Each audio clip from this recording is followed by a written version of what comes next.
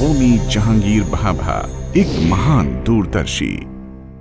Doctor Bhabha के दिमाग में शुरुआत से ही भारत में परमाणु ऊर्जा के विकास का खाका तैयार था। उन्होंने इस काम के हर पहलू के बारे में सोच रखा था।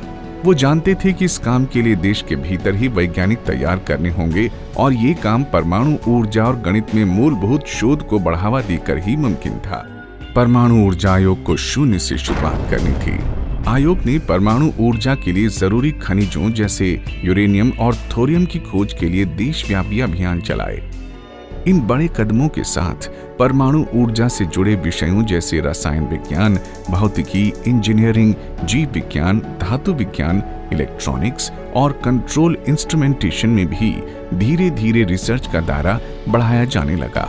TIFR इन सब गतिविधियों के केंद्र में था। भाभा जानते थे कि परमाणु ऊर्जा कार्यक्रम के लिए जरूरी तकनीक का विकास सिर्फ TIFR में मुमकिन नहीं है। लिहाजा उन्होंने मुंबई के नजदीक ट्रॉम्बे में 1200 एकड़ की जमीन पर एक नई लेबोरेटरी बनाने का काम शुरू किया। परमाणु ऊर्जा के उत्पादन के लिए सरकार ने ट्रॉम्बे में 1 मेगावाट क्षमता का स्विमिंग पूल टाइप रिएक्टर बनाने का फैसला किया। रिएक्टर के हिस्सों को जोड़ने का काम 1955 में शुरू हुआ। इसके 1 साल बाद रिएक्टर बनकर तैयार था। 4 अगस्त 1956 को रिएक्टर क्रिटिकल स्टेज तक पहुंचा।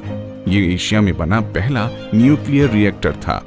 तत्कालीन प्रधानमंत्री जवाहरलाल नेहरू ने उद्घाटन के वक्त इसे अप्सरा नाम दिया था। इस बीच भाभा प्रयोग के तौर पर एक बड़े आकार के परमाणु रिएक्टर की योजना पर काम कर रहे थे। 1955 में कनाडा की सरकार ने NRX टाइप 40 मेगावाट के रिएक्टर की पेशकश की। भारत सरकार ने इसे फौरन मान लिया। 1956 में इसके निर्माण का काम शुरू हुआ। ये रिएक्टर 4 साल में बनकर तैयार हुआ।